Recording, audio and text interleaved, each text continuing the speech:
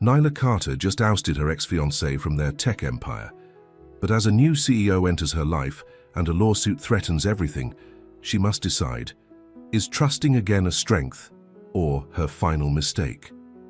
Before we get into the story, comment below where in the world you are watching from today. At 30 years old, she had accomplished what most people could only dream of, co-founding a thriving tech company that was the talk of the industry. Her fitted blazer and pencil skirt showcased both her professional polish and the confidence that had gotten her this far. The glass doors of Carter Lang Software gleamed in the morning Atlanta sunshine as Nyla Carter marched through them, her head held high. The framed photo on her desk caught her eye. Her and Wesley at the company launch party 5 years ago, champagne glasses raised in triumph. She turned it face down with a quick snap. "Good morning, Miss Carter," called the receptionist as Nyla swept past. "Tell them I'll be there in 5 minutes." The gossip had been spreading for weeks, and she could feel the stares following her down the hallway. Everything she and Wesley had built together. Walking into Wesley's office late, seeing him with Jessica, their 24-year-old marketing assistant perched on his desk. The young woman's hand resting on his chest, his lips against her ear. The look of annoyance, not even guilt, when he noticed Nyla standing in the doorway. "But I'm the face of this company. The clients love me. The investors trust me. You'll never keep it running without me. The lawyers are ready for you in the conference room." What Wesley had forgotten was that before she fell in love with him, before she became half of Atlanta's most envied power couple, she was her father's daughter. And Maxwell Carter had taught her one thing above all else: never show weakness. She managed a tight smile in return. That was all anyone would get from her today. "Ms. Carter, we've prepared what we believe is a very generous separation agreement. Mr. Lang is willing to buy out your share of the company at... That's why I've secured financing to buy you out instead." Wesley sat at the far end of the table, looking relaxed in a navy suit, his dark brown skin glowing under the recessed lighting. Next to him sat Jessica, trying too hard to look professional and failing miserably. Their lawyers flanked them like bodyguards. When she reached her office, she closed the door behind her and finally allowed her shoulders to drop. 5 years, she whispered to herself, 5 years of my life. They've agreed to back me. I'm offering twice what your share is worth, Wesley. Take it and go start something new with whoever you want. You know, this company needs both of us, but we can't work together anymore, not after everything. Nyla stood alone in her office, staring out at the Atlanta skyline, feeling hollow instead of victorious. There was a soft knock at the door. Her assistant, Marcus, peeked in. Wesley hadn't just been her business partner, he'd been her future husband. They were supposed to build an empire together, then a family.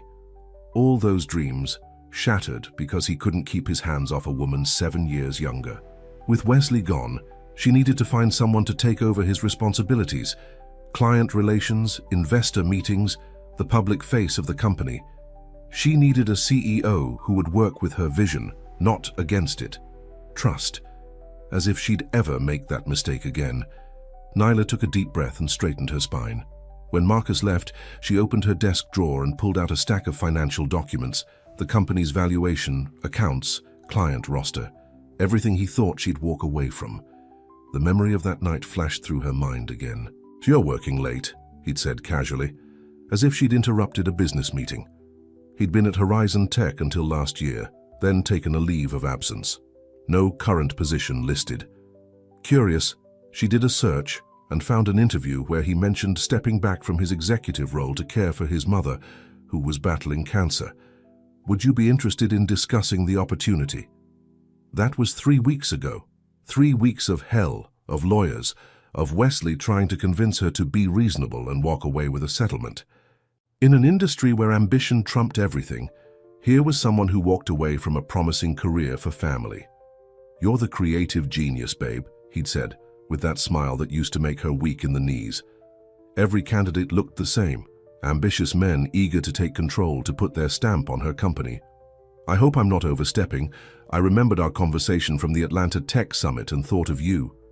They'd met at a tech conference 3 years ago, had a fascinating conversation about ethical programming practices, and then lost touch.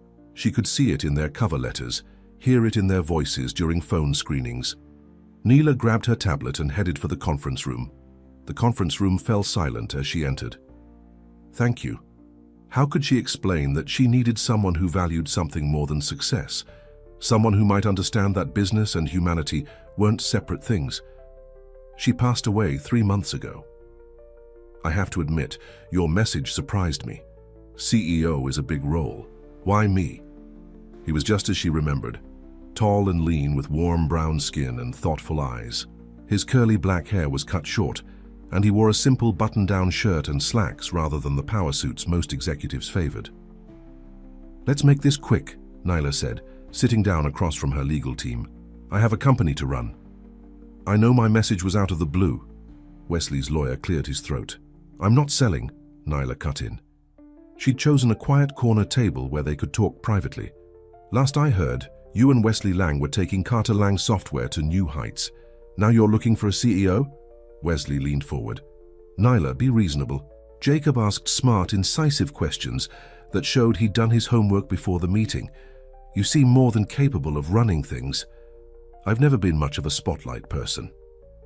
You're right about one thing, she replied coolly. We can't work together anymore. The room went silent. Wesley's confident smile faltered. That's not possible, he said. Our investors would never... But I should be honest too. I'm not sure I'm ready to jump back into a high-pressure role. My priorities have shifted this past year.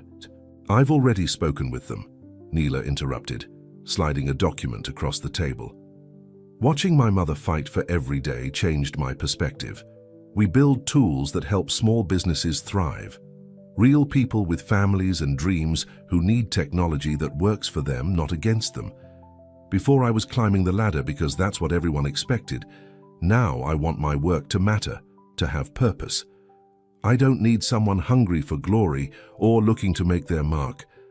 I need someone focused on substance over style, someone who can represent the company with integrity. Wesley was our front man. He handled investors, client acquisition, the public relations side. She paused. I need someone to take on those responsibilities. Her eyes flicked briefly to Jessica, who had the decency to look uncomfortable. Neela watched as he interacted with her team, asking thoughtful questions about their projects and listening, really listening, to their answers. There was no posturing, no attempt to establish dominance. Wesley's face hardened. This is about revenge. His face lit up with genuine interest. No, Neela replied. This is about what's mine. 3 hours later, it was done. Wesley had signed the papers, taken the check, and walked out of Carter Software, no longer Carter Lang, for the last time. I found him with our marketing assistant 3 weeks before the wedding. When I confronted him, he tried to push me out of the company we built together, told me I'd never survive without him. Her voice, her father's voice, echoed in her head. Never let them see you sweat, Neela. Business isn't personal. But this felt intensely personal. Her phone buzzed with a text from her best friend, Zoe. Is it done? Do we celebrate or commiserate tonight? Neela typed back, It's done, but I'm not in the mood for either. Rain check? But I'm still wondering why you need me specifically. She set her phone down and turned to her computer. Someone she could trust. The thought made her laugh bitterly. 2 weeks later, Neela sat in her office, reviewing resumes for the 5th straight hour. None of them understood that she wasn't looking for someone to take over. She was looking for a partner. That's the last one, Marcus said, collecting the rejected applications. Should I post the job again? Neela rubbed her temples. No, let me think. After Marcus left, she pulled up LinkedIn and began scrolling through her connections, hoping for inspiration. A name caught her eye, Jacob Wells. She clicked on his profile. Something about that stuck with her. Before she could talk herself out of it, she sent him a message. Jacob, it's been a while. I'm looking for a CEO for my company. She hit send, then leaned back in her chair, wondering if she'd lost her mind. He probably wasn't even looking for work. To her surprise, her phone rang 20 minutes later. Neela, it's Jacob Wells. I just saw your message. His voice was exactly as she remembered it. Deep, thoughtful, with none of the aggressive confidence that characterized most men in tech. "Jacob, thanks for calling back so quickly," she said, suddenly feeling awkward. "I'm flattered," he said, "but I should tell you up front that I've been out of the industry for almost a year." "I know. I read about your mother. I'm sorry." There was a pause. "I'm so sorry for your loss," Nyla said softly. "It was difficult, but I'm starting to think about next steps." His voice grew curious. Nyla hesitated. "Let's discuss it over coffee," she suggested. "Are you free tomorrow?" The next morning, Nyla arrived early at the small cafe they'd agreed on. It was raining lightly, and the windows were fogged with condensation. Jacob arrived right on time, shaking raindrops from his jacket. "Nyla," he said with a genuine smile, extending his hand. "It's good to see you again." His handshake was firm, but not domineering. She gestured for him to sit. "Thanks for meeting me," she said. "I was intrigued," he admitted. Nyla took a sip of her coffee. "Things change. Wesley is no longer with the company. I bought him out last month." Jacob raised his eyebrows but didn't press for details. "That's a big move." "It was necessary," she said simply. Their conversation flowed easily as she explained the company's focus on custom software solutions for small to mid-sized businesses, their client base, and their plans for expansion. "You've built something impressive," he said, "but I'm still not clear on why you're looking outside for a CEO." Nyla set down her cup. "I'm the creative and operations backbone. I develop the products, oversee the technical teams. And you thought of me?" "That's exactly why I thought of you," Nyla said. Jacob studied her for a moment. "Something happened with Wesley, didn't it? Something that made trust a primary concern for you?" Nyla felt exposed under his gaze. "Yes." He nodded, not pushing for details. "I appreciate your candor, and I'm honored you thought of me." "I understand," Nyla said, trying to hide her disappointment. "Family comes first." "It's not just that," Jacob said. Nyla leaned forward. "That's exactly what I'm offering, Jacob. Not just a job, but a purpose." She could see she'd caught his interest. "Why don't you come tour our offices?" she suggested. "Meet the team, see what we're working on. No commitment." Jacob hesitated, then nodded. "I'd like that." 2 days later, Jacob walked through Carter Software for the first time. In the development room, he spent nearly an hour talking with Imani, their lead programmer, about an accessibility feature she was designing for visually impaired users. "She's brilliant," he said to Nyla as they continued the tour.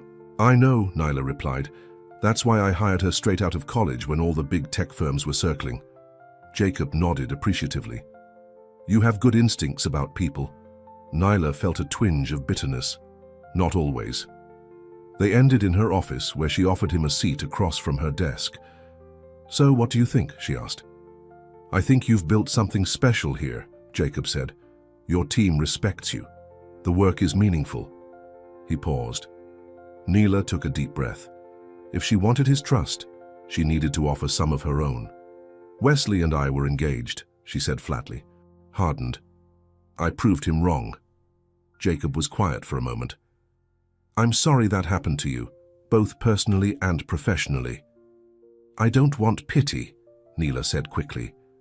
"I want someone who understands what this company means to me," Jacob asked gently. "You didn't do anything wrong. It's not just a business. It's my redemption." "Redemption from what?" The question caught her off guard. "From weakness. From trusting the wrong person. Wesley thinks I'll fail without him. Everyone is watching to see if he's right." Jacob shook his head. "Trust isn't weakness, Nyla. It's courage. But I want to be clear about something. I'm not interested in being part of anyone's revenge plan." Something in his words resonated with her. "Maybe, but right now, I need to focus on making this company stronger than ever. Someone with integrity, intelligence, and no desire to steal the spotlight." She met his eyes. "Someone like you. And that's where I come in. I need some time to think about it. Yes, I need a CEO who can help me prove them all wrong." Nyla stood and walked to the window, looking out at the city below. "I thought we wanted the same things." She turned back to face Jacob.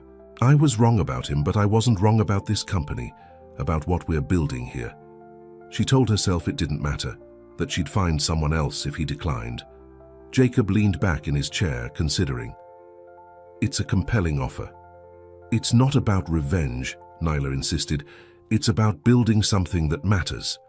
Then why does it matter so much what Wesley thinks? I apologize for the radio silence. I needed to be sure about this decision. His question hit a nerve. My father always told me that love is weakness, she said quietly, that it clouds judgment and derails ambition.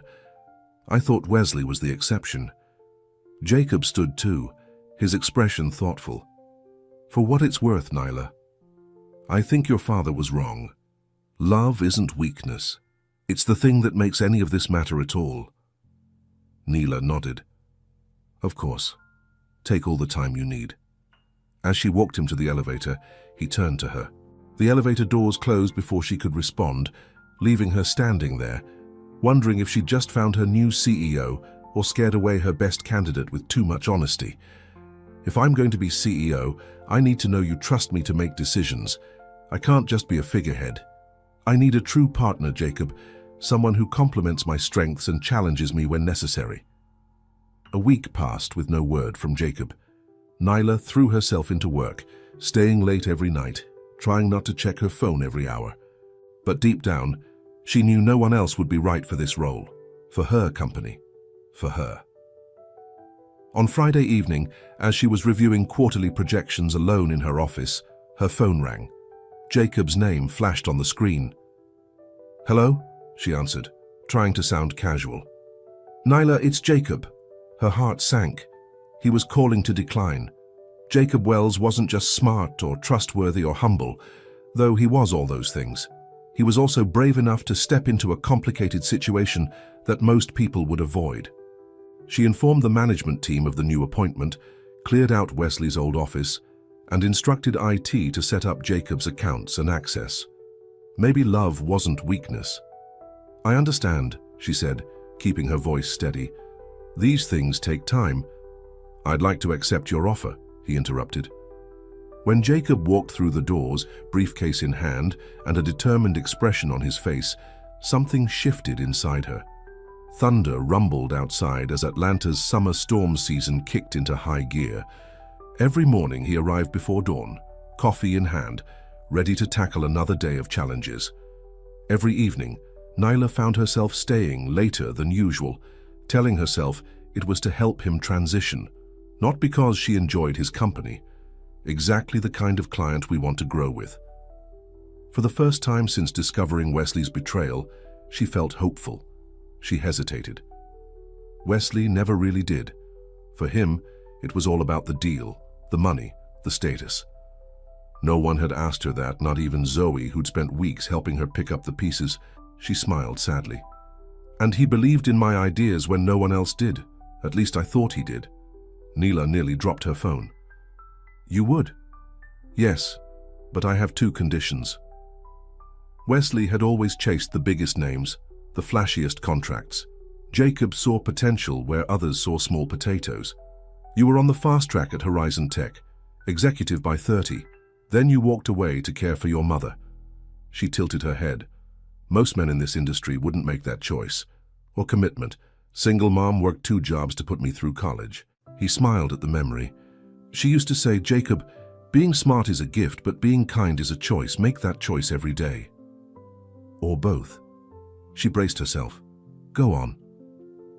First, I want to meet with every department head before I start, to understand their challenges and priorities from their perspective, not just management's. The emergency generators kicked in, casting the room in a dim glow. Nyla relaxed slightly. That's reasonable. And the second condition? I want clarity on our working relationship, Jacob said. Even at the end, she was more worried about me than herself. Looks like we're stuck here for a while. Elevators are down, and the parking garage gates are stuck. Jacob found some emergency candles in a supply closet, and they set them up, creating a warm glow in the otherwise dark space. They're saying it could be a few hours before everything's back up. Kept telling me not to put my life on hold. He shook his head. as if being there for her was some kind of sacrifice. "I wouldn't have offered you the position if that's what I wanted," Nyla replied. "Good," he said, and she could hear the smile in his voice. "Then I accept." Relief washed over her. "When can you start?" "Not exactly how I planned to spend my evening." "How's Monday?" Because who'd chosen freedom over family? The contrast between that abandonment and Jacob's devotion to his mother struck her deeply. "You hired me. The company is thriving." For the first time in weeks, Nyla felt a genuine smile spread across her face. Monday sounds perfect. The weekend passed in a blur as Nyla prepared for Jacob's arrival. On Monday morning, she stood in the lobby, waiting nervously. "Ready for this?" she asked as they rode the elevator up together. "After my mother left, he raised me on his own. Built a successful construction company from nothing. But there's also nothing wrong with needing people sometimes. He taught me to be strong, independent. You know what my father said when I told him Wesley had cheated? But then money got tight and the fighting started. He traced a pattern on the arm of his chair. They stayed together, but the love, it just faded away. Like they forgot how to talk to each other about anything that mattered. He said, 'I warned you, Nyla, love is a distraction.'" Outside, the rain continued to fall, creating a soothing rhythm against the windows. Jacob gave her a reassuring smile. "Ready." As they stepped out onto the executive floor, Nyla realized she'd made the right choice, and as they walked side by side toward the future of Carter Software, Nyla wondered if maybe, just maybe, her father had been wrong all along. Maybe it was strength. "Because I let myself be fooled. I let myself believe in something that wasn't real." She stumbled, and Jacob was on his feet instantly, catching her arm to steady her. The sudden contact sent an unexpected jolt through her body. Jacob's first month as CEO of Carter Software flew by in a whirlwind of meetings, presentations, and late nights at the office. No note, but she knew who they were from. The gesture was so simple, yet so thoughtful, so like Jacob. Then Jacob stepped back, clearing his throat. On a rainy Thursday evening, they sat in the conference room surrounded by empty takeout containers, reviewing client proposals. "The Mitchell contract is promising," Jacob said, sliding the file across the table. "Small company, but they're growing fast." Nyla nodded, impressed by his insight. "You've been good for this company," she admitted. "The team respects you." Jacob looked up, surprised by the compliment. "Just doing my job." "No," Nyla said, closing her laptop. "You're doing more than that. You listen to people, you care about what we're building." Jacob set down his pen. "Can I ask you something personal?" Nyla tensed, but nodded. "What made you fall in love with him in the first place?" The question caught her off guard. "He was brilliant," she said slowly. "Charismatic. When Wesley walked into a room, everyone noticed, including me." "He must have," Jacob said. "You built an incredible company together." "But he was ready to throw it all away," Nyla said bitterly. "For what? A fling with a woman barely out of college?" Jacob was quiet for a moment. "Some people can't handle success." "And what about you?" Nyla asked, suddenly curious. "Most men in this industry haven't watched someone they love fight for their life," Jacob said quietly. "It changes your perspective." Lightning flashed outside, illuminating his face. In that brief moment, Nyla saw something in his expression, a depth of feeling, a quiet strength that Wesley had never possessed. "Tell me about her," Nyla said softly. "Your mother." Jacob's face softened. "Elaine Wells, toughest woman I've ever known." "She sounds amazing," Nyla said. "She was." Jacob's voice caught slightly. Nyla thought about her own mother, who'd walked out when she was 7. "You were lucky to have her," she said. "I know." Jacob glanced at his watch. "It's getting late. We should probably call it a night." As they gathered their things, the lights flickered, then went out completely. "Power outage," Jacob said, moving to the window. "Looks like the whole block is down." Nyla's phone rang. It was the building security guard. "Ms. Carter, the storm's knocked out power to the whole area." She hung up and turned to Jacob. He shrugged. "There are worse places to be stranded." They moved to Nyla's office, which had a comfortable seating area. Cozy, Jacob commented, settling into an armchair. Neela smiled despite herself. How did you plan to spend it? Same as every night lately. Take out dinner, maybe a glass of wine, fall asleep watching some mindless show. Jacob raised an eyebrow. That doesn't sound like the Nyla Carter I've come to know. Where's the fire, the passion? I poured it all into this company, she said, especially after Wesley. Is that all there is to you? This company? The question stung because it hit close to home. For now, yes. I have to make this work. I have to prove that Wesley was wrong about you, Jacob finished. But Nyla, you've already done that. You bought him out. It's not enough, she said, looking away. Why not? She struggled to articulate the feeling that had been driving her for months. Your relationship with Wesley. All of it. The perfect partnership. The power couple everyone envied. She laughed bitterly. Jacob frowned. Your father sounds like a difficult man. He's practical, Neela defended. There's nothing wrong with being strong, Jacob said gently. The candle flames flickered, casting dancing shadows on the wall. Tell me about your parents, Neela said, changing the subject. Were they happy together? Jacob's expression grew thoughtful. They loved each other once.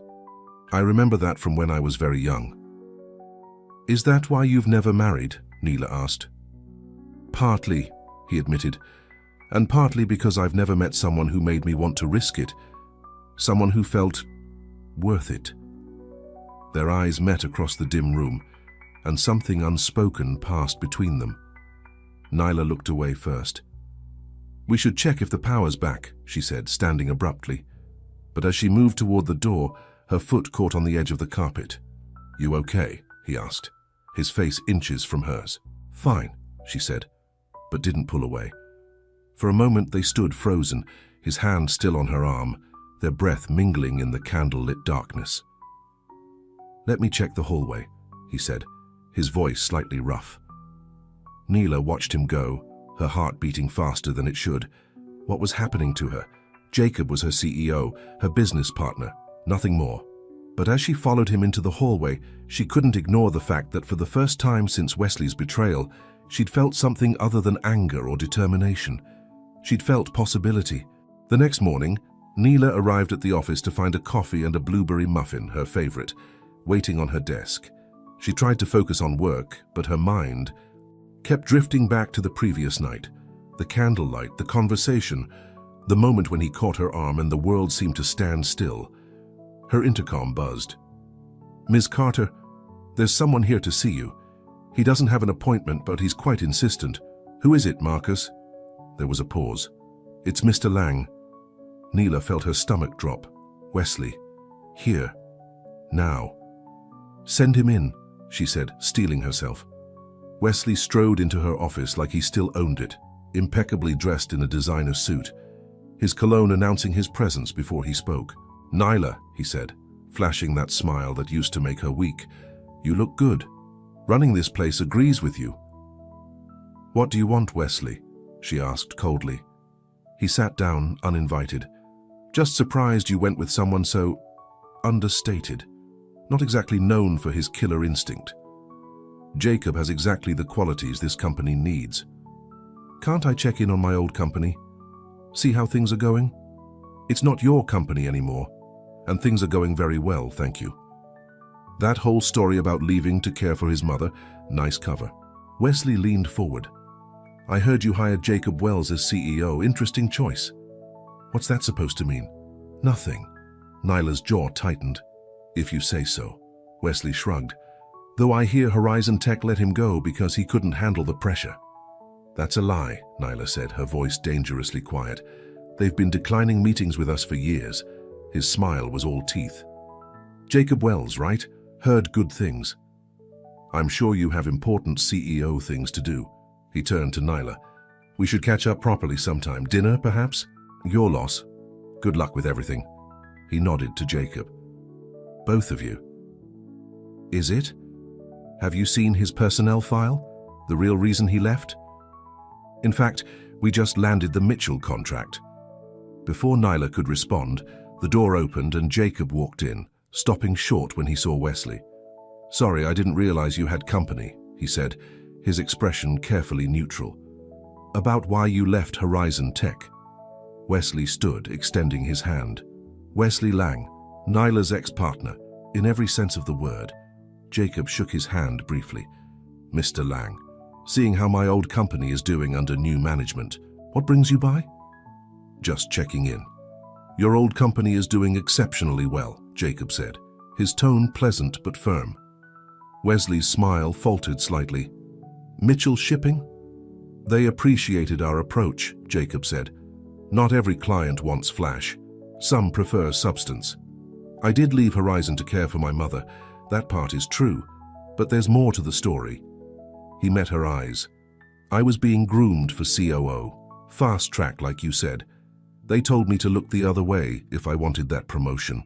For what it's worth, I was planning to tell you when the time was right." His jaw tightened at the memory. "Then my mother got sick, and it gave me the perfect excuse to leave without burning bridges completely. But then I discovered some irregularities in how the company was handling user data. They were selling it to third parties without consent." The barb wasn't lost on Wesley. His eyes narrowed. "Well, I won't keep you." "I don't think so," Nyla said coldly. Wesley shrugged. After he left, Jacob turned to Nyla. "You okay?" "Fine," she said tightly. Wesley always did have impeccable timing. "About the Mitchell contract, we have a dinner meeting with them next week. They requested both of us be there." He hesitated. "Because I didn't want you to think I was another Wesley, putting my own ambitions above everything else." Apparently, their CEO's daughter is studying computer science. What did he want? To stir up trouble. It's what he does best. She hesitated. "He said something about you." Jacob's expression closed off. "What did he say?" "That you were let go. That the story about your mother was a cover." Jacob was quiet for a long moment. "And you believed him?" "Of course not," Nyla said quickly, "but it made me realize how little I actually know about your past." "What do you want to know?" "The truth. All of it." Jacob sighed, running a hand through his hair. "Ignore him. This is too much of a coincidence to be accidental." "That's illegal," Nyla said. By dessert, they were discussing implementation timelines. "I founded Carter Software with Nyla before pursuing other opportunities. And unethical. I raised concerns internally, went through proper channels." "Why didn't you tell me this before?" "Because it wasn't relevant to the job you were offering me, and because," he shook hands with Jacob and Nyla, "we'll have the contracts ready next week." He looked directly at Nyla. "Sometimes the first partnership is the right one, even if there are. You two make quite the team, though I have to wonder how long it will last." Bumps in the road. Nyla studied him, trying to process this new information. "I would never think that." "But nice guys don't build empires, Nyla. You and I, we had fire, we had drive, we understood what it takes to win. Listen to your CEO, always the voice of reason, talking about reuniting the team as if he didn't destroy everything we built. Always so as a controlled." He straightened up. "Enjoy your evening. I have a date to get back to." Jacob put a gentle hand on her arm. "I shouldn't have let him get to me." "No? No. You walked away from a prestigious position because you wouldn't compromise your principles. That's the opposite of Wesley." "Breaking trust." Jacob looked relieved. "And when would that have been?" "When I was sure you trusted me, really trusted me." Nyla paced along the sidewalk, trying to calm down. Jacob followed, keeping a respectful distance. The words hung between them, a challenge and a plea rolled into one. "I should get home." "Thank you for the coffee and muffin," Nyla said, changing the subject. "You didn't have to do that." "I wanted to," Jacob said simply. "Last night was..." He seemed to search for the right word. "Nice." Nyla watched him go, a sick feeling in her stomach. In one moment of weakness, she'd hurt the one person who had stood by her, who had never given her any reason to doubt him. But his assistant informed her he was out for the day, client meetings across town. "It was," Nyla agreed, surprising herself with the admission. "I was upset and I said things I didn't mean. Please call me back." Jacob cleared his throat. By evening, she was beginning to worry he might not come back at all. Both of us. They're impressed by the female-led tech company angle. Nyla smiled. I'm happy to attend. And we both know Nyla is emotional, especially when it comes to me. You could help her see the benefits of bringing me back. Because I'd make it worth your while. A generous finder's fee plus a guaranteed position in the new structure. Good. It's at Le Cirque, Wednesday at 7. Nyla's brilliant with product, but she's not cut out for leadership. Too much baggage, too many daddy issues. Wesley chuckled. She needs a firm hand, someone to keep her focused. As he turned to leave, Nyla called after him. Jacob? Then decide if I'm the wrong person to trust. He paused in the doorway. Yes? What do you say? Help me convince her, and you'll be well taken care of. The meeting must have happened after Wesley showed up at the office, before the Mitchell dinner, and Jacob hadn't said a word about it. She pressed play and saw Jacob sitting across from Wesley in what looked like a hotel bar. I would never betray Nyla's trust for any amount of money. And if you ever approach me with an offer like this again, I'll make sure every tech company in Atlanta knows exactly what kind of person you are. I want to buy back into Carter Software, and you'll go down with her. And Jacob, who had defended her honor without expecting recognition. I do trust you, just so you know. His smile was worth the vulnerability it cost her to say those words. Wesley has a way of getting under your skin, making you doubt yourself, making the Mitchell dinner started perfectly. The clients were impressed with Carter Software's proposals, Jacob charmed them with his genuine interest in their business, and Nyla showcased her technical expertise. He called, said he wanted to discuss a potential collaboration. I was curious enough to hear him out. But as they were finishing their coffee, Nyla spotted a familiar figure across the restaurant, Wesley with Jessica on his arm being seated at a prime table. You've got to be kidding me, she muttered. Jacob paused. And afterward, when you said what you said about trusting the wrong person, I thought maybe you needed to see for yourself where my loyalties lie. Jacob followed her gaze. But Wesley had already noticed them.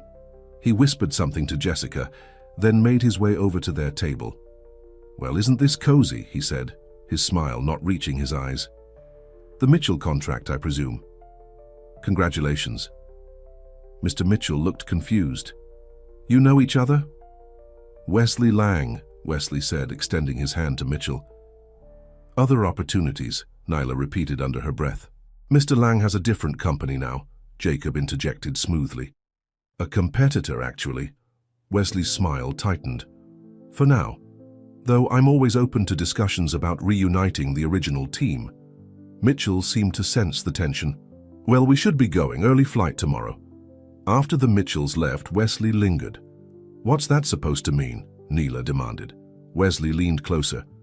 Jacob here is a nice guy. What it takes to win? Nyla's voice rose slightly. You mean lying, cheating?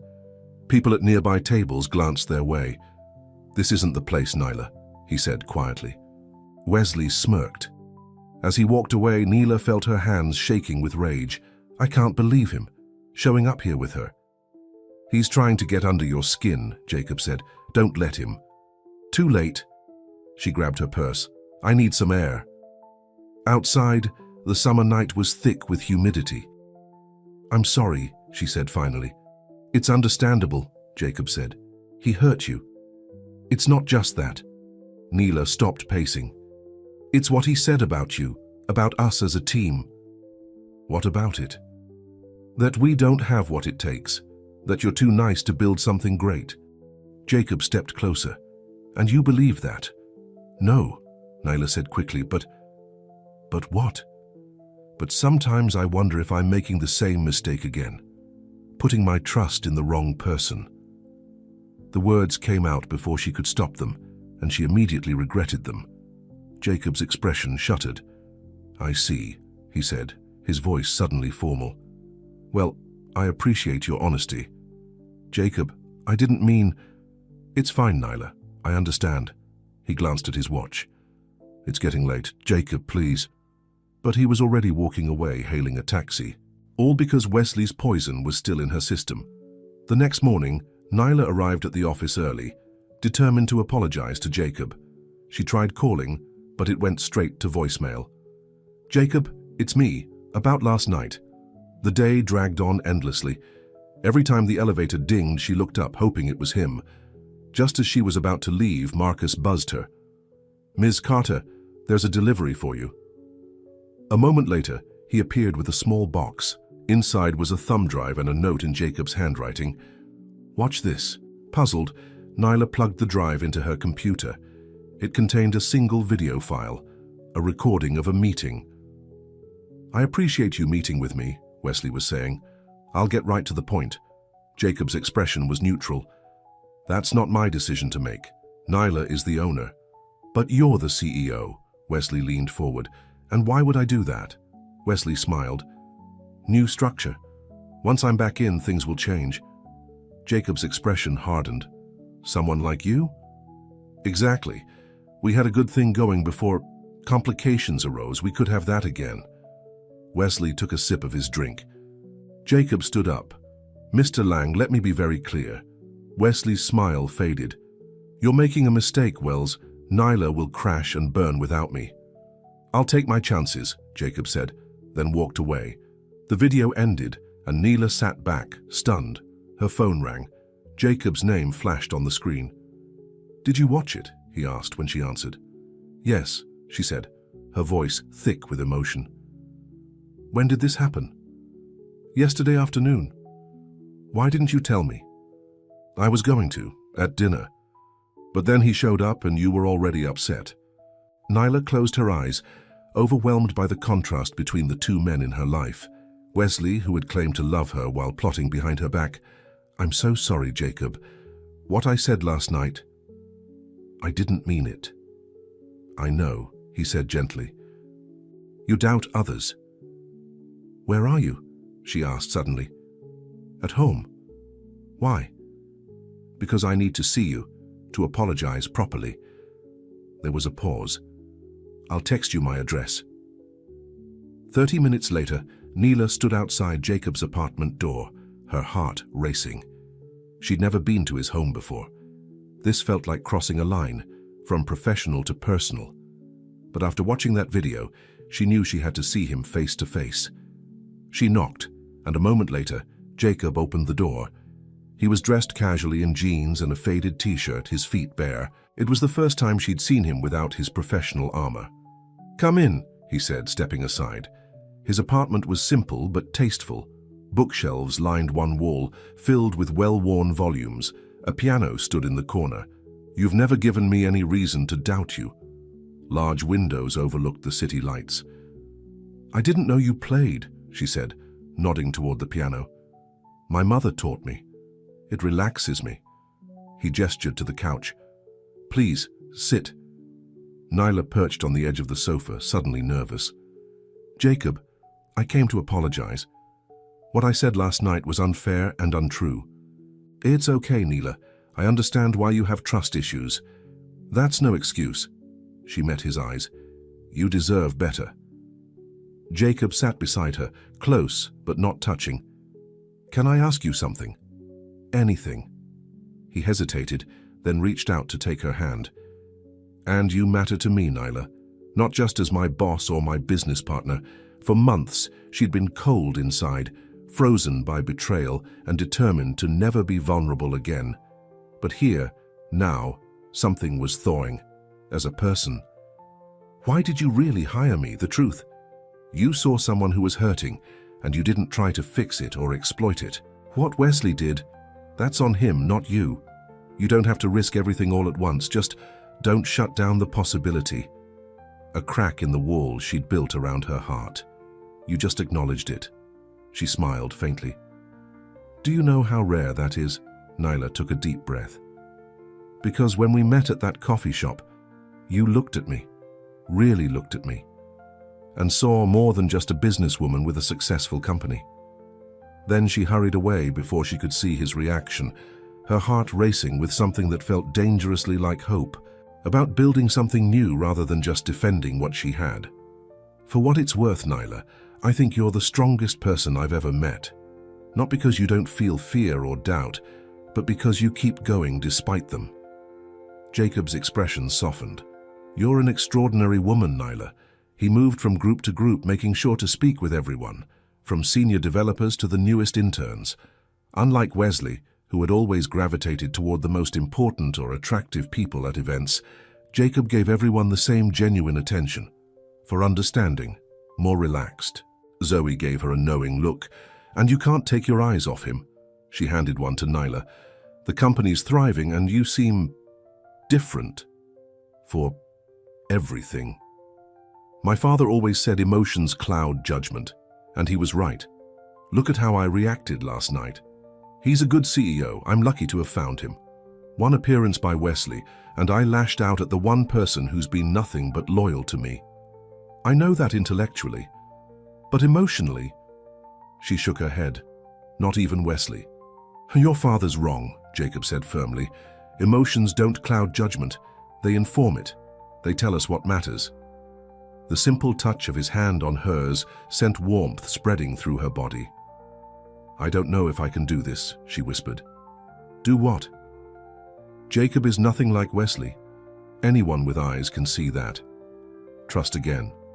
Risk again. The Mitchell contract had opened doors to other clients, and their reputation was growing throughout the Southeast. To mark the occasion, Neela organized a company party at a rooftop venue overlooking the Atlanta skyline. If you'll excuse me, I see someone I need to talk to. Jacob's thumb traced gentle circles on her palm. She looked up at him, at his honest eyes and gentle smile, and felt something shift inside her. Not a surrender, but an opening. I couldn't have done this without you, Jacob. I should go, she said, pulling her hand away reluctantly. It's late. You're the heart and soul of this company, Nyla. I'm just glad I get to be part of it. Dancing together at the company party would send a message to everyone watching. It would cross a line they'd been carefully avoiding for months. Jacob nodded, walking her to the door. The intensity in his eyes sent a shiver through her body. At the doorway, she turned to face him. Thank you. For the video. When he pulled her into his arms, it felt both new and somehow familiar, as if her body had been waiting for this moment. On impulse, she leaned in and kissed his cheek, a brief touch of lips to skin. As she drove home through the quiet streets of Atlanta, Nyla realized that for the first time since Wesley's betrayal, she was thinking about possibilities rather than protection. When I bought out Wesley, everyone thought I was making a huge mistake, that I'd run the company into the ground without him. And it terrified her, but it also thrilled her in a way she'd almost forgotten was possible. 3 months after Jacob became CEO, Carter Software celebrated its biggest quarter yet. Wesley had always been full of smooth lines and calculated charm. Jacob just spoke from his heart. I respect you too much to play games, Nyla. I have feelings for you. Real feelings. For a moment, Nyla thought he might kiss her right there in front of everyone. Part of her wanted him to. And I hope, you might feel something too. As employees mingled and celebrated, Nyla stood near the railing, watching Jacob work the room. For so long, she'd been holding herself apart, from emotions, from connections, from anything that might make her vulnerable again. But here in Jacob's arms, she felt safe. The catering staff ran out of ice, and they're saying the contract only specified, always the gentleman, always putting her needs first. Even when those needs were just more time to sort out her complicated feelings. You two make quite the team, said Zoe, appearing at Nyla's side with 2 glasses of champagne. Most of the employees had left, and the catering staff was quietly cleaning up. She sat at a table near the edge, nursing a final glass of champagne and replaying the dance with Jacob in her mind. Different how? Neela asked, taking a sip. Instead, her father stood there, imposing in his perfectly tailored suit. Happier.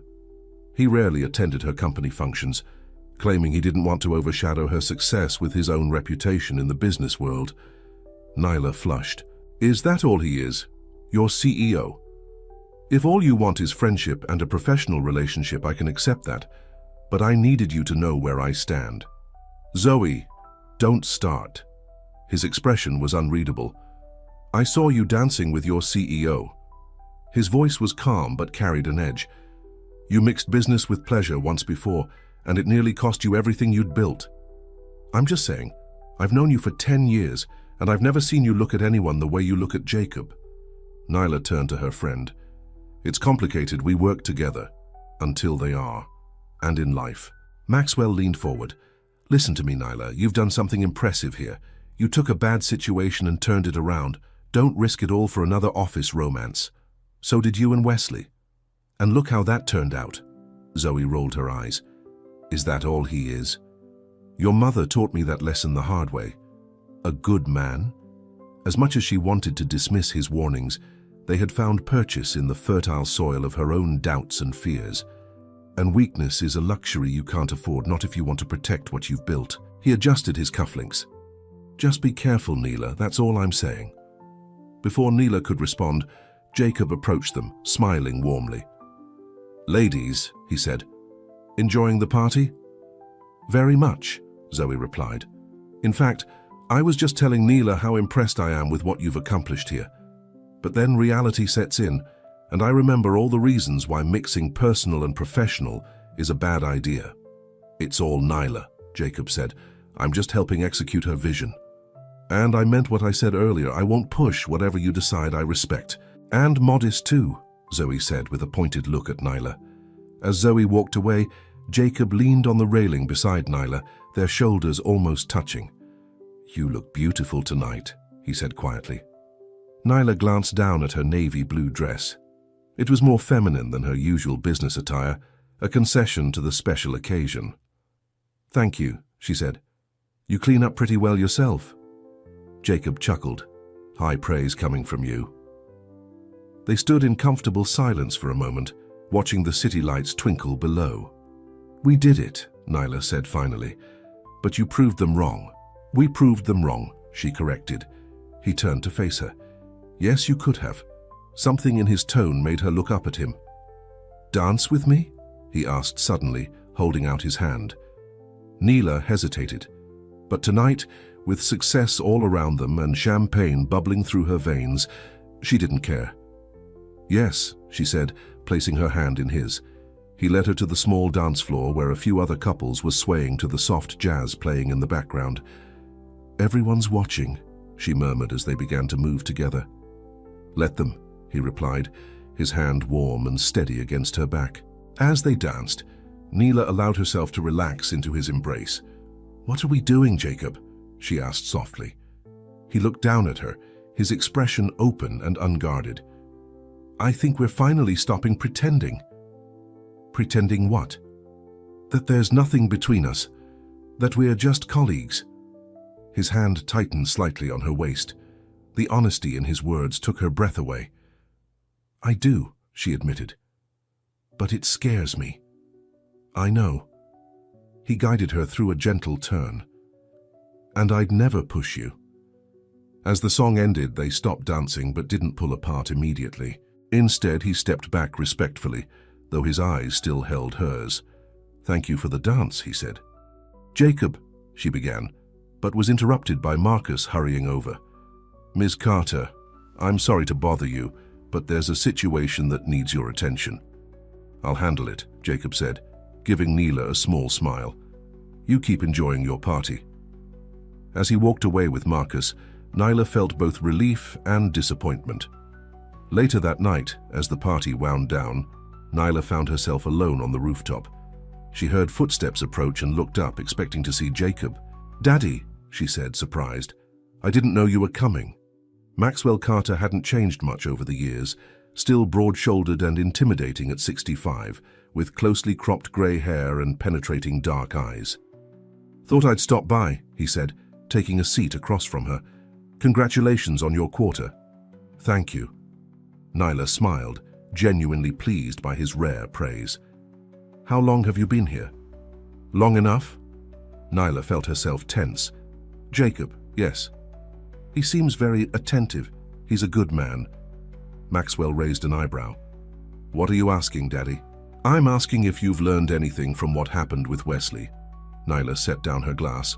Jacob is nothing like Wesley. They never are. Is that what you think I'm doing? I think you're letting your guard down, getting comfortable. He shook his head. Comfort is dangerous in business. So what would you have me do? Never trust anyone again? Never let anyone close? I'd have you be smart. Keep your personal and professional lives separate. He stood up. Nyla flinched at the mention of her mother. It was rare for her father to bring her up. What does Mom have to do with this? Maxwell's expression hardened. She chose feelings over responsibilities, walked away from everything, including you, because she couldn't handle the pressure of building something meaningful. That's not fair, Daddy. You never even told me what really happened between you two. What happened is that she was weak. After her father left, Nyla remained at the table, his words echoing in her mind. Everything okay? She looked up to see Jacob standing there, his tie loosened, his expression concerned. My father stopped by, she said. Ha! Jacob nodded, understanding immediately. And he saw us dancing. Yes. Jacob sat down in the chair her father had vacated. And now you're having second thoughts. I don't know what I'm having, Nyla admitted. When I'm with you, everything feels possible. I understand, Jacob said quietly. Your choice. His understanding only made it harder. If he'd argued or tried to persuade her, she could have put up walls, but his patience and respect left her defenses useless. I should get home, she said, standing up. It's been a long night. Jacob stood too. Let me walk you to your car. In the parking garage, they stopped beside her Mercedes. The space felt intimate, removed from the party and the world above. Jacob, about what you said earlier. You don't have to say anything, he interrupted gently. Not tonight. Take all the time you need. Nyla looked up at him, at the kindness in his eyes, and something inside her rebelled against her father's warnings, against her own fears. What if I don't want to wait? She asked softly. Not on the cheek this time, but fully on the mouth. He froze for a split second in surprise, then his arms came around her, pulling her closer, as he returned the kiss with a restrained passion that made her heart race. Before she could change her mind, she stepped forward, rose on her tiptoes, and kissed him. When they finally broke apart, they were both breathless. Wow, Jacob said, his voice slightly rough. That was unexpected, Nyla supplied, her own voice unsteady. Wonderful, he corrected, but unexpected too. She smiled, feeling lighter than she had in months. I'm tired of being afraid, Jacob. Tired of letting what Wesley did, what my father says, dictate my life. But we keep it private for now. Not because I'm ashamed, but because the company is still finding its footing. Wiser. And maybe, just maybe, brave enough to try again. During office hours, Nyla and Jacob maintained their professional relationship, careful not to let their personal feelings affect their business decisions. But in the evenings, they would often linger after everyone else had gone home, sharing takeout dinners in one of their offices and talking about everything under the sun. He tucked a strand of hair behind her ear, his touch gentle. So what happens now? She'd taken a leap of faith tonight, something she'd sworn she'd never do again after Wesley. Jacob was already there when Nyla arrived, reading a newspaper at an outdoor table, a cup of coffee in front of him. But Jacob wasn't Wesley, and the woman she was now wasn't the same woman who had fallen for Wesley's charm and empty promises. My father called just as I was leaving. Now, she took a deep breath. Now we take things one day at a time, see where this leads. I can work with that, Jacob said, smiling. He pressed a quick, tender kiss to her forehead. Good night, Nyla. Drive safe. As she drove home, Nyla felt a strange mixture of exhilaration and terror. He wants me to come to dinner next weekend, his birthday. Then I'd be honored to accompany you. She hesitated. He asked if I was seeing anyone. She was stronger now, but also a little scary.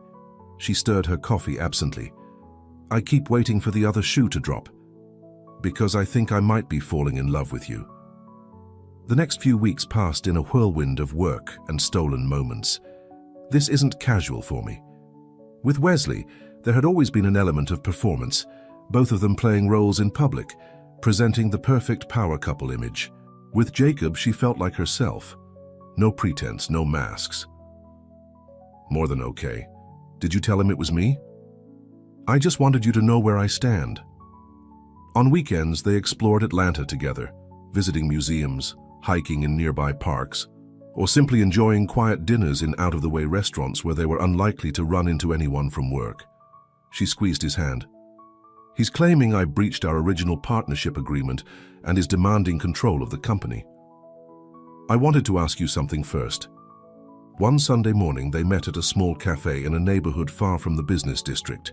She asked, "Yes, I'll be right there. Call the legal team." "Are you sure?" Patricia adjusted her glasses. "It's a stretch legally, but his lawyers are good. They've requested an emergency injunction to freeze all company operations pending a full hearing. We have 72 hours to respond to the court. That would be making things pretty official. This could cripple us.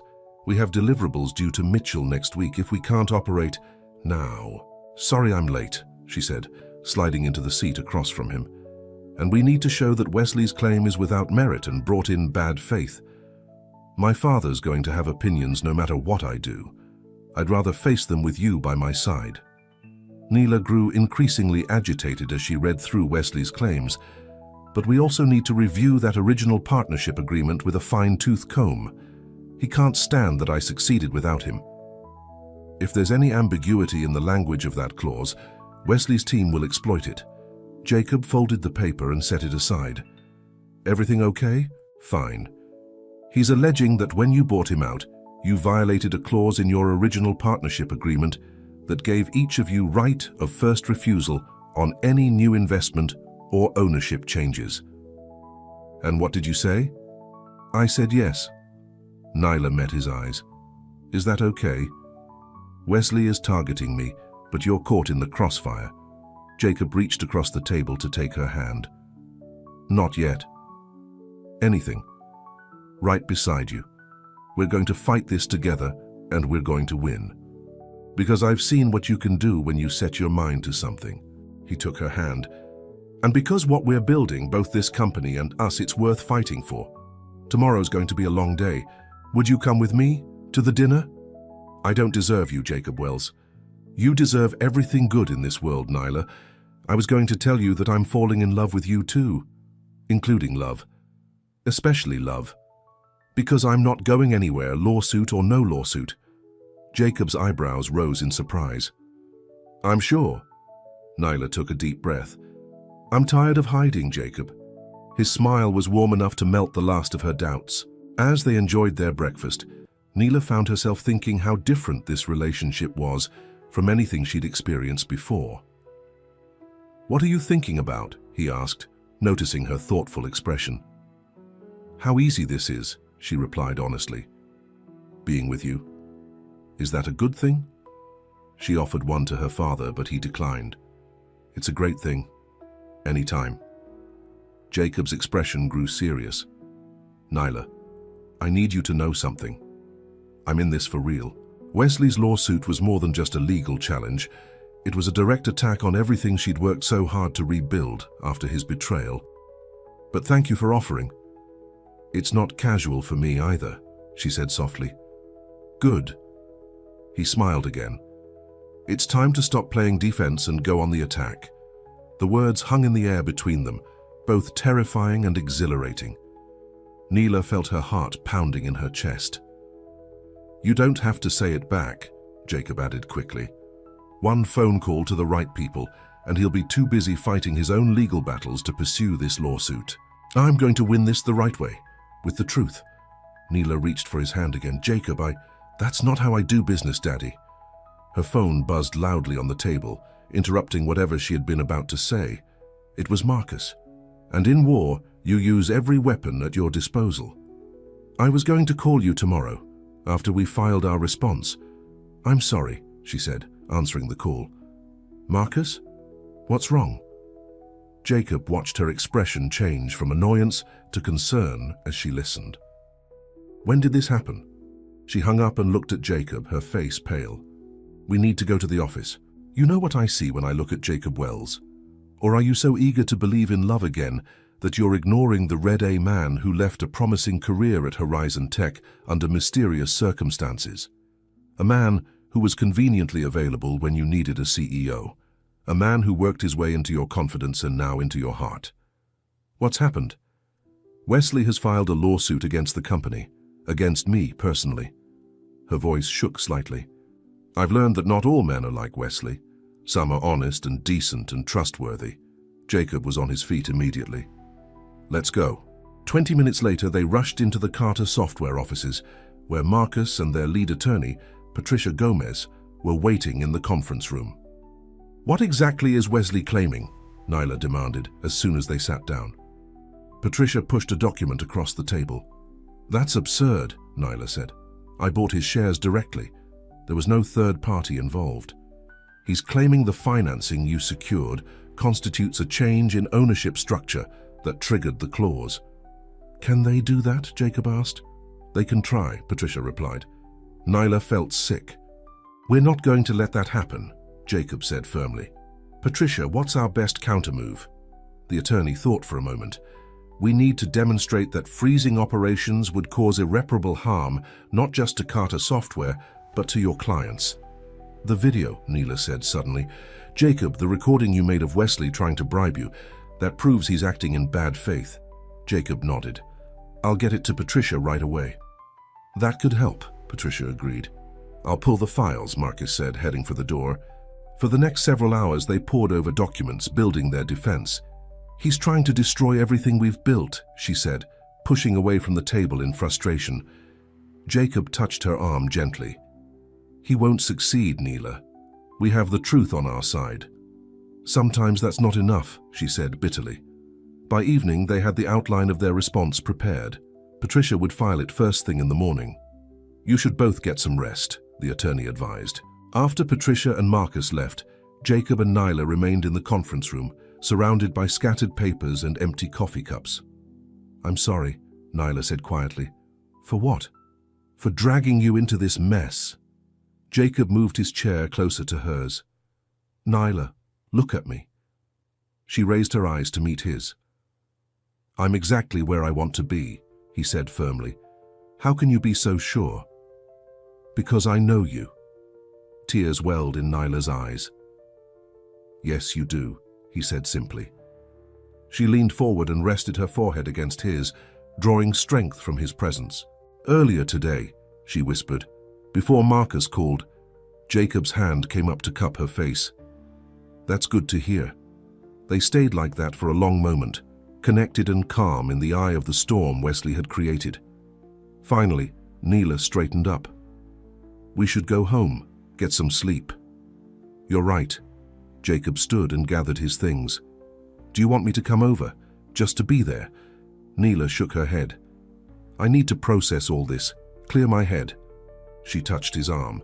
He kissed her gently. Call me if you need anything. As Nyla drove home, her mind raced with strategies and worries.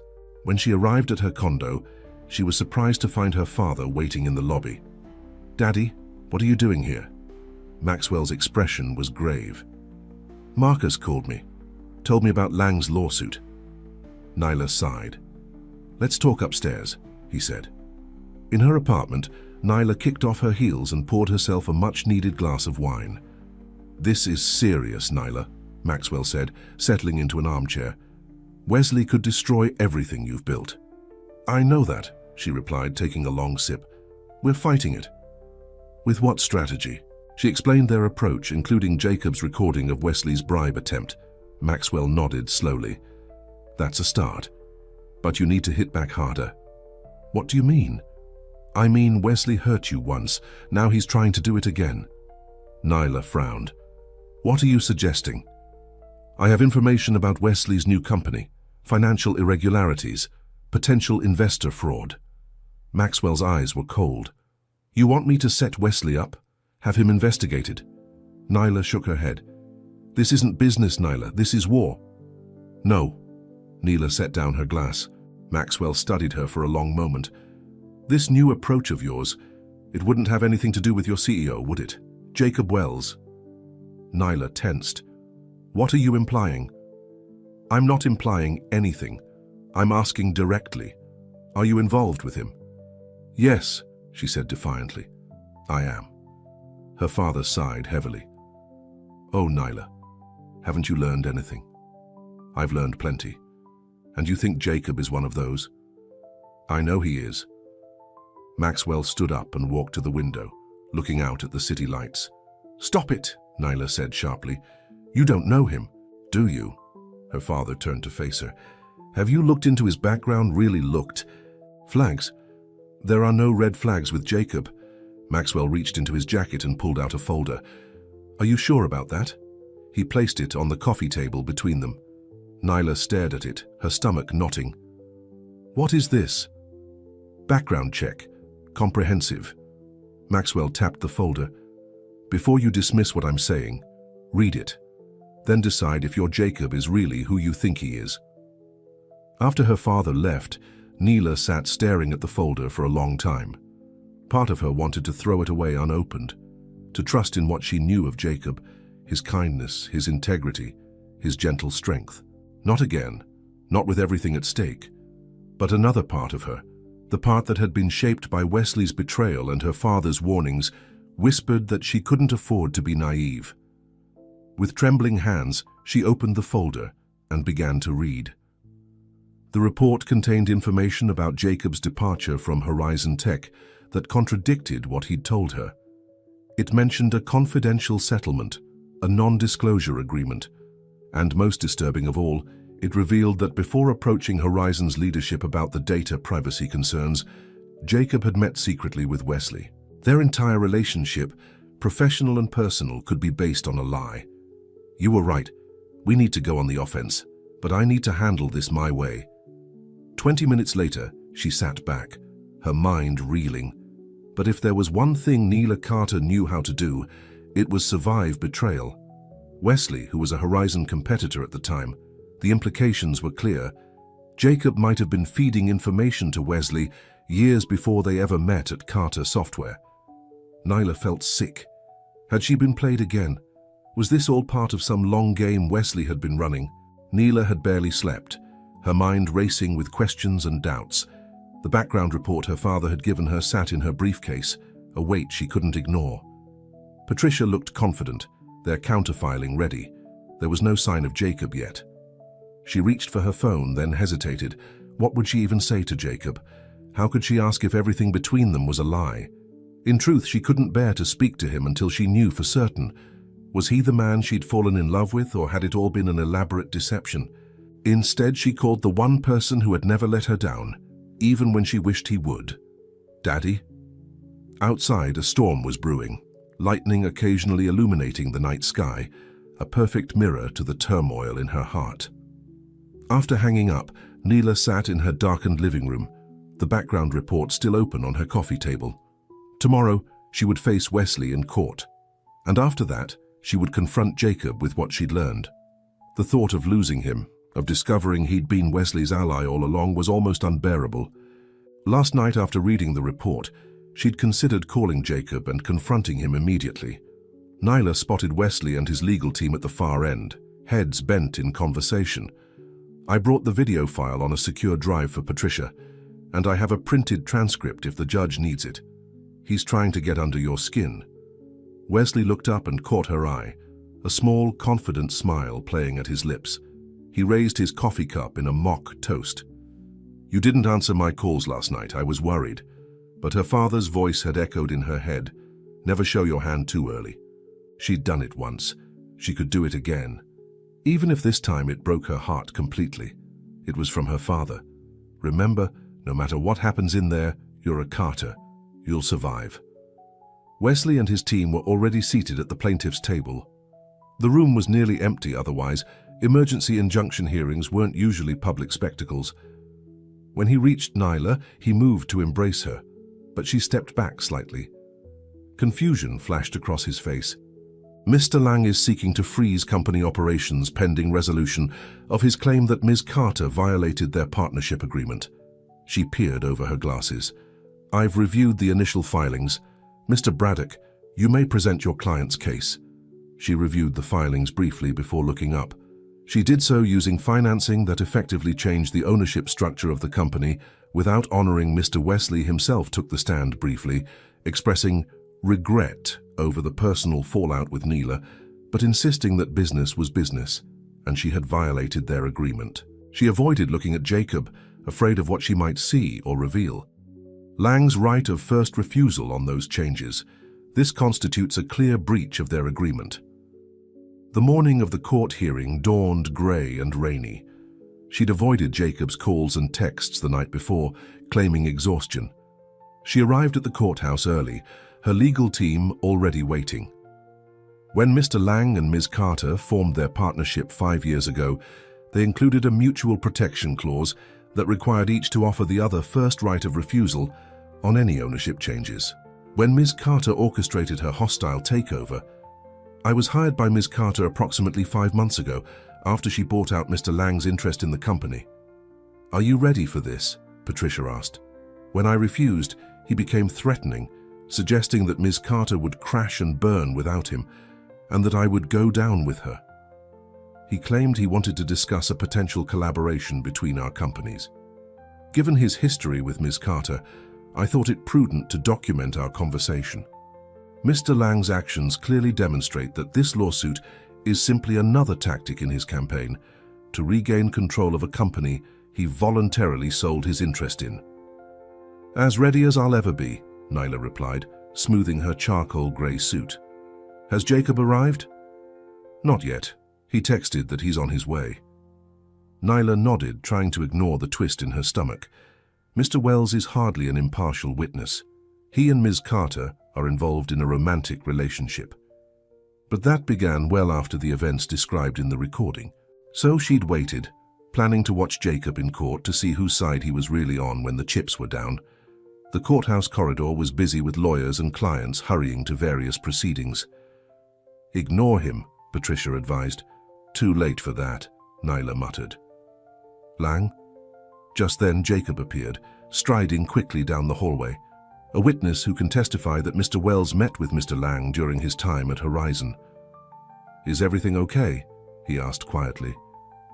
"I left Horizon Tech after raising concerns about their data privacy practices." She held her breath, waiting for Jacob's response. "The company preferred to resolve the matter quietly, rather than address the issues I raised. I did meet with Mr. Lang once during my time at Horizon, but not to share confidential information. The settlement and NDA were their way of ensuring I couldn't take my concerns public. At that meeting, Mr. Lang tried to pump me for information about Horizon's proprietary technology. When I refused to share anything confidential, he suggested I could earn a substantial consulting fee for my insights. I declined and terminated the meeting. He left his previous position at Horizon Tech under a cloud of suspicion, signing a non-disclosure agreement as part of a settlement. Mr. Lang approached me at a tech conference, expressing interest in my work on ethical data practices. He suggested we meet to discuss potential collaboration on industry standards. Was it an innocent omission or something more? I agreed, believing it was a genuine professional interest. "Fine," she said, not meeting his eyes. "Just nervous about the hearing." Jacob studied her for a moment, clearly sensing something was wrong, but didn't press the issue. "Mr. Wells, would you care to respond?" Throughout, Nyla found her attention repeatedly drawn to Jacob. His testimony about Wesley's attempted bribery years ago rang true. It fit the pattern, the man she knew Wesley to be. "Let's return to the actual issue before this court, whether Ms. Carter violated the partnership agreement." "Good thinking," Patricia said, taking the drive. "We're up in 30 minutes. Courtroom 3B. When I raised both concerns to leadership, they seemed more interested in burying everything than addressing it. As they made their way to the courtroom, Jacob tried again to reach Nyla. "I needed space to think," she said stiffly. "About the case?" She turned to face him. "Among other things." Before he could respond, Patricia motioned them into the courtroom. As Nyla took her seat at the defense table, her phone buzzed with a text. The message brought little comfort. The bailiff called the court to order, and Judge Eleanor Martinez entered, a stern-looking woman in her 60s with steel-gray hair and sharp eyes. "This is a hearing for an emergency injunction in the matter of Lang versus Carter Software." Wesley's attorney, a slick man in an expensive suit, stood. "Thank you, Your Honor. The facts in this case are straightforward." "Objection," Patricia interrupted. "Characterization." "Sustained," the judge said. "What's your language, counselor?" "When Ms. Carter purchased Mr. Lang's shares," the attorney corrected, For the next 20 minutes, Wesley's lawyer outlined their case, painting Neela as an emotionally driven ex-fiancé who had violated legally binding agreements in her quest for revenge. Throughout Wesley's testimony, Neela kept her expression neutral, though inside she was seething. When it was their turn, Patricia presented their counter-arguments skillfully, demonstrating that the financing Neela had secured didn't constitute a change in ownership structure, merely a loan against future earnings. Furthermore, Your Honor, Patricia continued, we have evidence that Mr. Lang's lawsuit is being brought in bad faith as part of an ongoing attempt to undermine Ms. Carter and regain control of the company through improper means. The judge leaned forward. What evidence? Patricia nodded to Jacob, who took the stand. Neela felt her heart racing as she watched him raise his right hand and swear to tell the truth. Mr. Wells, Patricia began, what is your position at Carter Software? I'm the CEO, Jacob replied. And have you had any interactions with Mr. Lang since taking this position? Yes. Several weeks ago, Mr. Lang contacted me and requested a private meeting. And what happened at this meeting? Jacob's voice was steady. Mr. Lang offered me money, a finder's fee, he called it, if I would help convince Ms. Carter to let him buy back into the company. Wesley shifted uncomfortably in his seat. Did you record this meeting, Mr. Wells? Patricia asked. I did. After Mr. Lang's initial call, something felt off about his sudden interest in collaboration. Patricia turned to the judge. Your Honor, we have the recording and a verified transcript. The judge nodded. I'll review the recording in chambers. Wesley's attorney jumped up. Your Honor, before you consider this so-called evidence, there's a critical issue of credibility. Neela stiffened. How had Wesley known? The judge turned to Jacob. Is this true, Mr. Wells? Jacob hesitated, glancing at Neela. Ms. Carter and I have developed a personal relationship, yes. Your Honor, Wesley's attorney pressed, Mr. Wells has a history of questionable professional ethics. Jacob's face showed genuine surprise. Neela watched him carefully, searching for any sign of guilt or deception. That's a serious allegation, the judge said.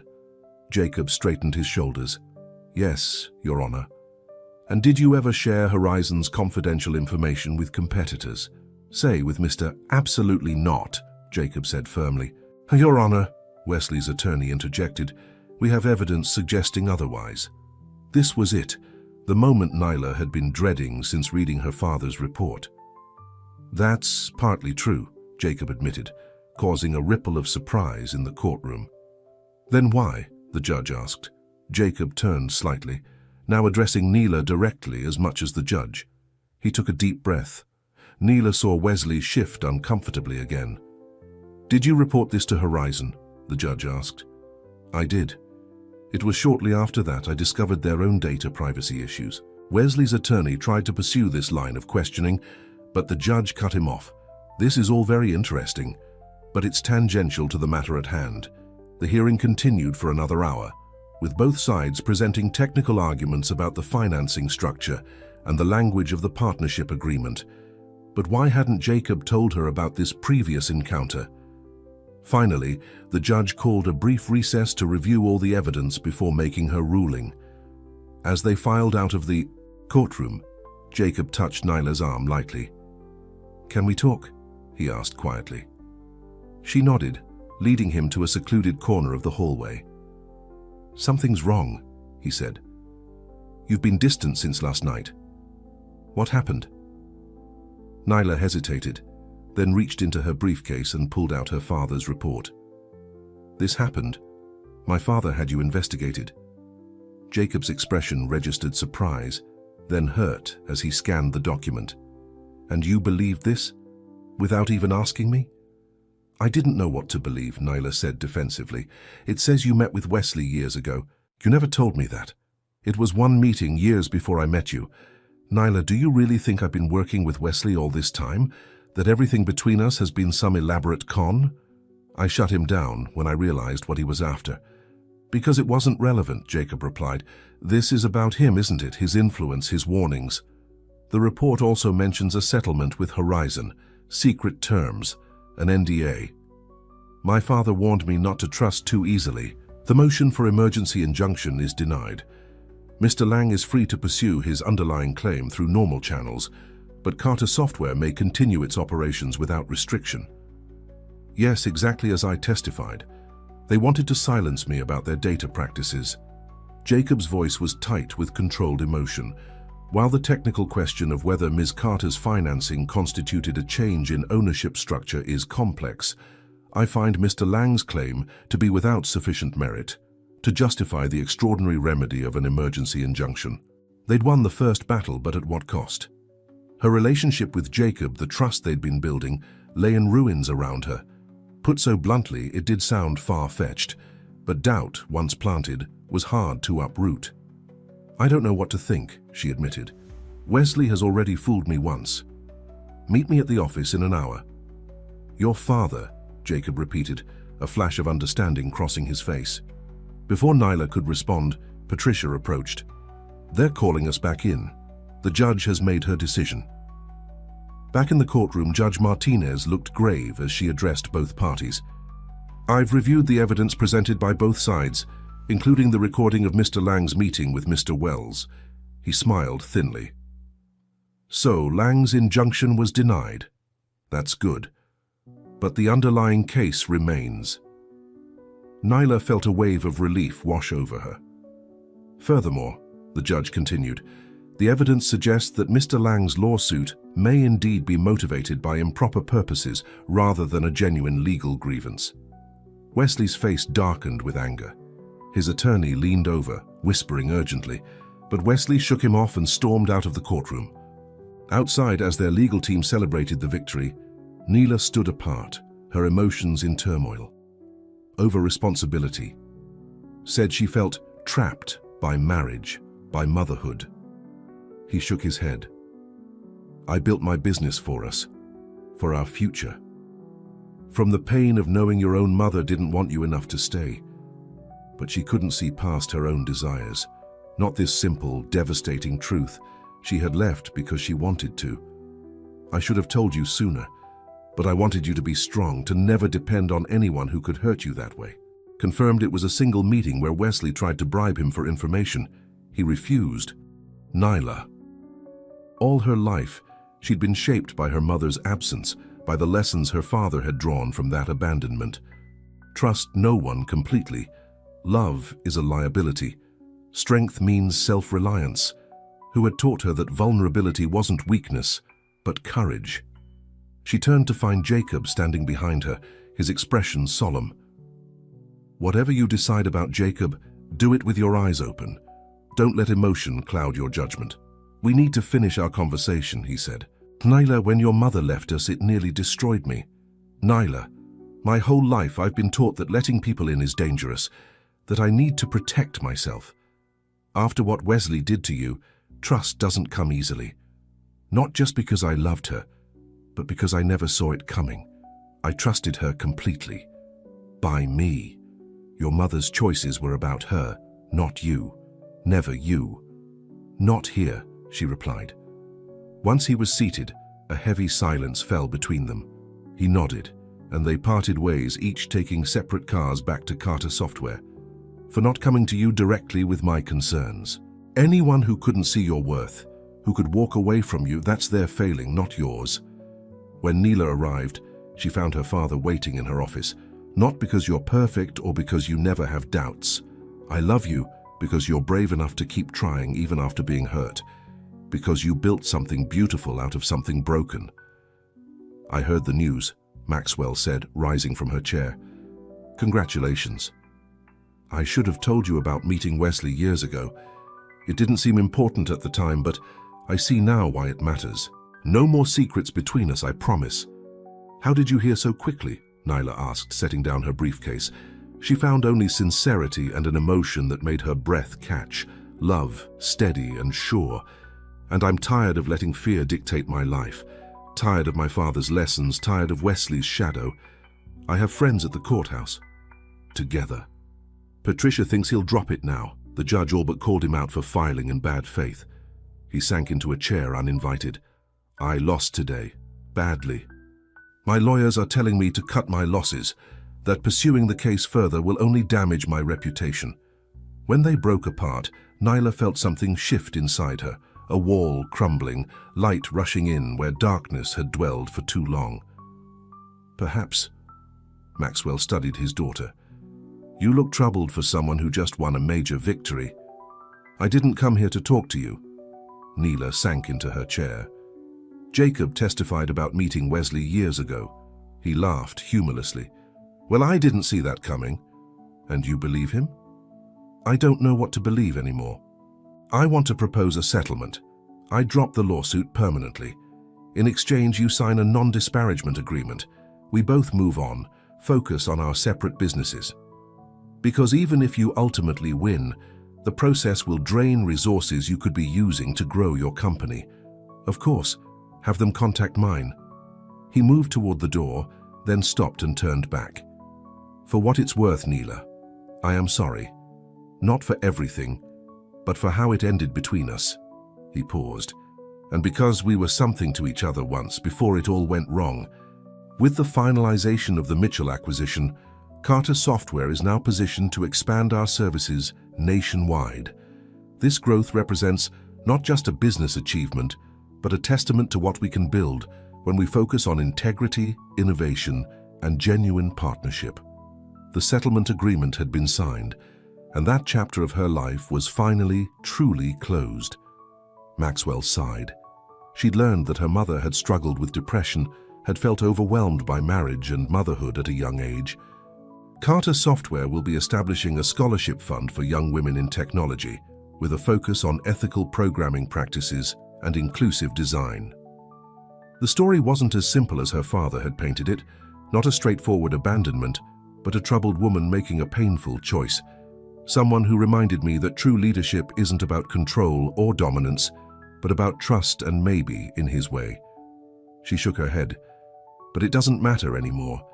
Wesley is the past. I'm interested in the future now.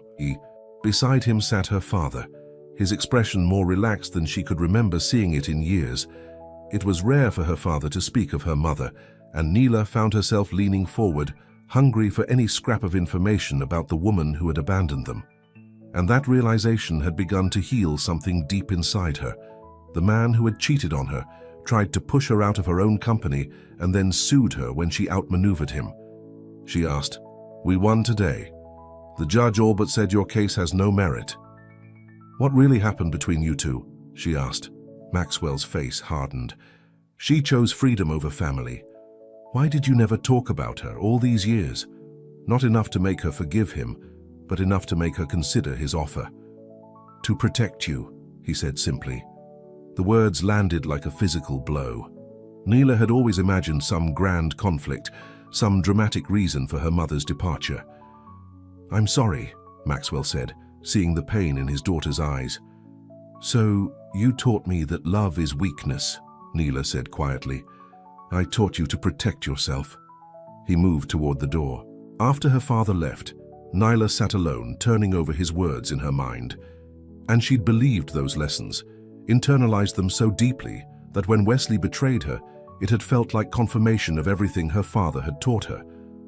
Until Jacob, who had shown her a different kind of strength. Her office door opened, and Jacob stood there, his expression guarded. "May I come in?" he asked formally. Nyla nodded, gesturing to the chair across from her desk. "I'm sorry," she said finally, "for doubting you." Jacob's face remained serious. "I understand why you had doubts, Nyla.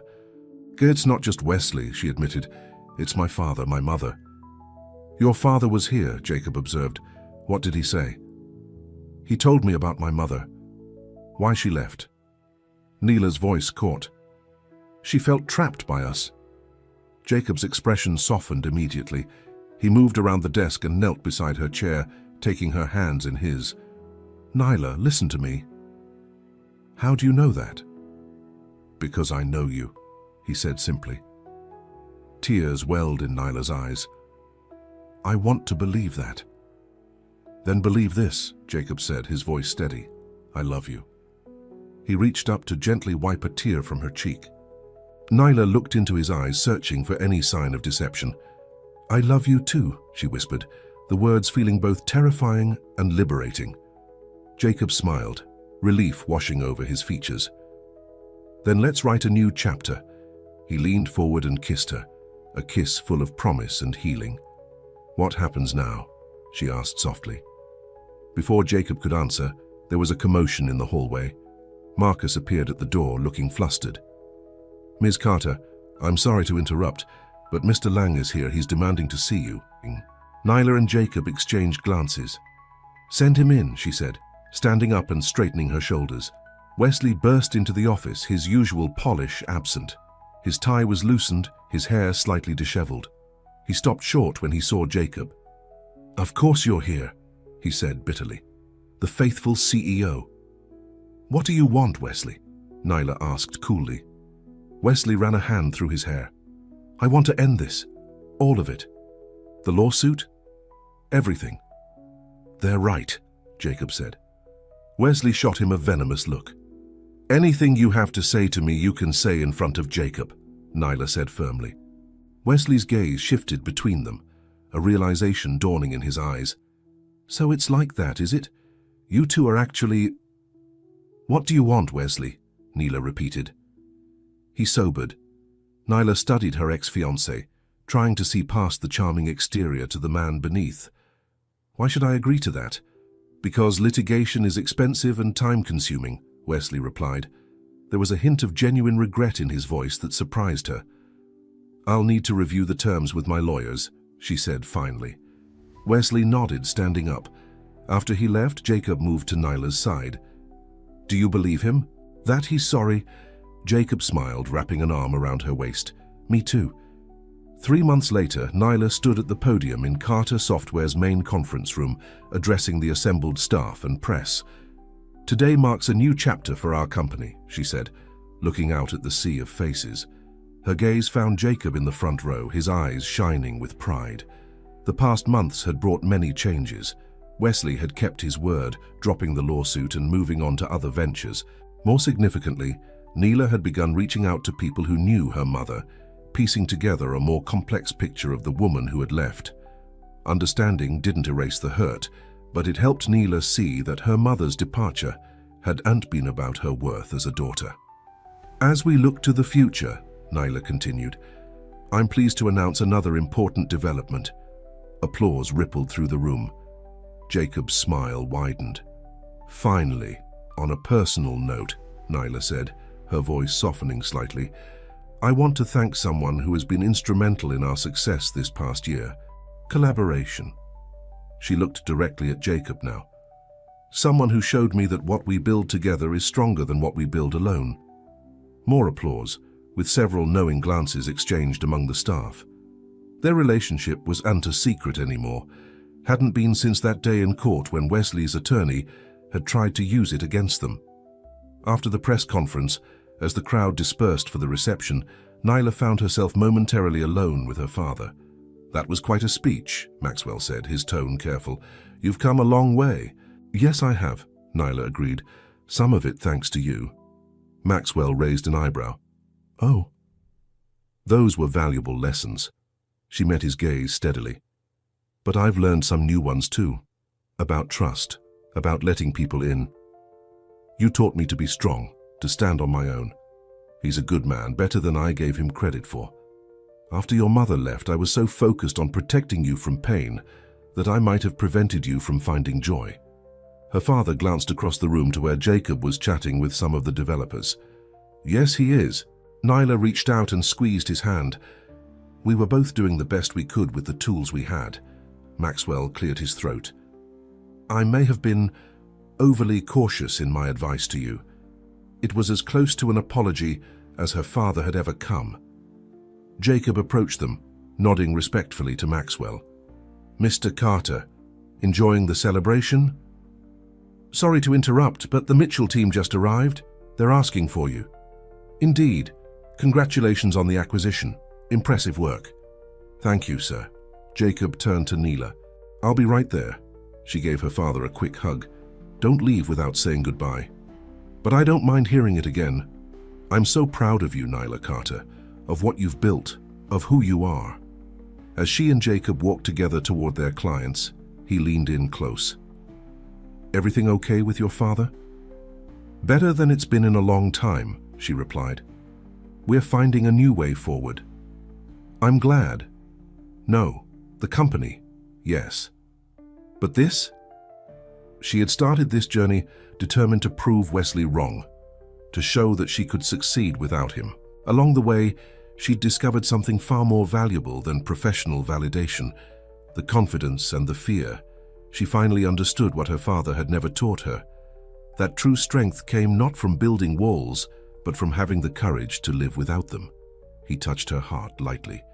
"This strength, this capacity to trust again after everything you've been through, that's all you." They paused before rejoining the crowd, stealing a moment of privacy. For so long, she'd defined herself by her ambition, her resilience, her ability to overcome obstacles. After discovering the connection between Jacob and Wesley and her father's report, she'd spent a sleepless night questioning everything. Could she truly trust Jacob? Was he really on her side? She'd seen her heart as a liability, her emotions as weakness. But instead of the warmth that usually filled her at the sight of him, Nyla felt a cold knot of suspicion. The plan was clear: present the evidence of Wesley's bad faith, including Jacob's recording of the bribe attempt. Fight the injunction, keep the company running. "Have I told you today how proud I am of you?" Jacob asked softly. "I love you too, always." She stood in her bedroom, adjusting her suit one last time, trying to calm her racing heart. He looked confident, polished, the same man who had once made her believe in their perfect partnership. Now she saw only the calculation behind his smile. As they left the courtroom, Nyla pulled Jacob aside. "After everything we've been through, I let my father's suspicions cloud my judgment." "Your doubts hurt, Nyla. I won't pretend they didn't. But I understand where they came from. A life with room for ambition and love, strength and softness, independence and partnership." Wesley's lawyer presented their case first, spinning a tale of betrayal and contract violation. He acknowledged their relationship openly and explained the Horizon situation truthfully. If he was secretly working with Wesley, it would show now. He took her hands in his. "I love you, Nyla, not despite your doubts and fears, but including them. They're part of who you are, part of what made you strong enough to survive Wesley's betrayal and rebuild." The walls she'd built after Wesley, after a lifetime of her father's warnings, began to crumble. Not all at once, but enough to let the light in. A life where ambition and love weren't competing forces, but complementary strengths. Where trust wasn't naivete, but courage. After years of seeing the world through the lens of her mother's abandonment, Maxwell was slowly learning to let go of old bitterness. When he saw Nyla's happiness with Jacob, something in him softened, allowing him to acknowledge that perhaps not all love ended in betrayal. "But I don't mind hearing it again." There was no deception in his face, no hesitation in his answers, just the same steadfast integrity she'd come to rely on.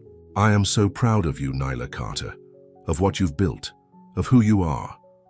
When it was their turn, Patricia methodically dismantled their arguments, then called Jacob to testify about Wesley's bribe attempt. Along the way, she discovered something far more valuable than professional validation. "Only twice," Nyla replied with a smile. "No, the company, yes. But this?" He touched her heart. "This strength, this capacity to trust again after everything you've been through, that's all you." As she watched him leave, Nyla realized that he no longer held any power over her, not her company, not her heart. His eyes crinkled at the corners. They secured the Mitchell acquisition, expanding their reach nationwide.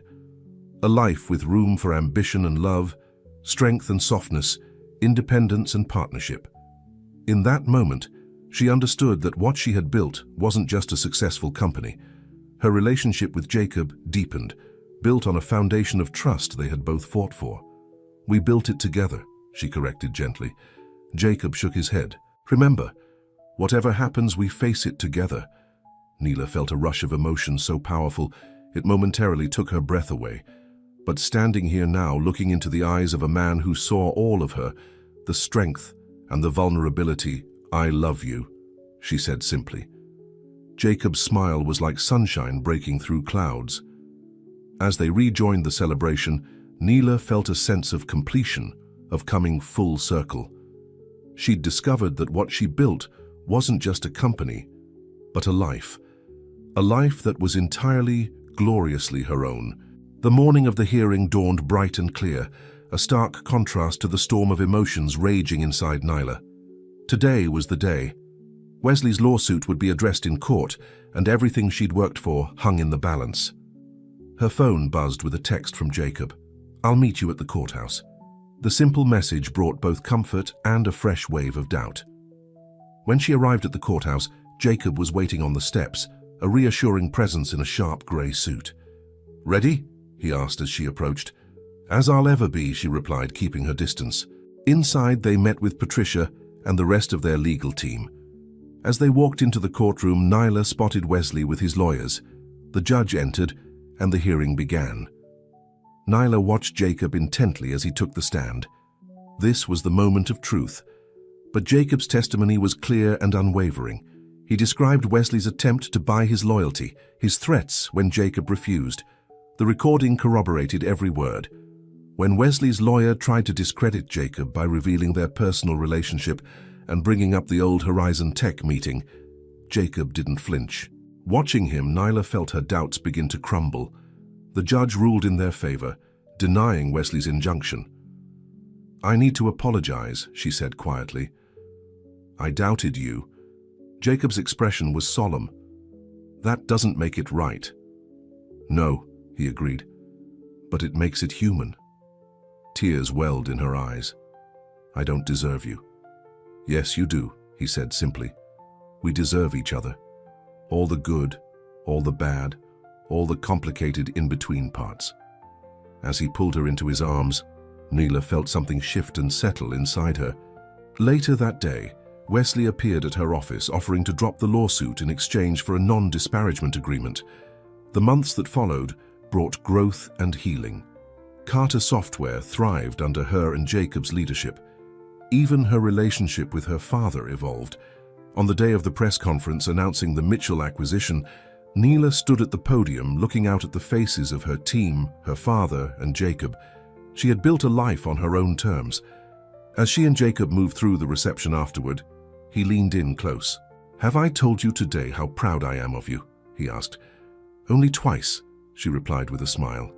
His eyes held hers, full of love and promise. "We built it together," she corrected gently. But Jacob shook his head. In that moment, Neela finally understood what her father had never taught her, that true strength came not from building walls, but from having the courage to live without them. She had started this journey determined to prove Wesley wrong, to show that she could succeed without him.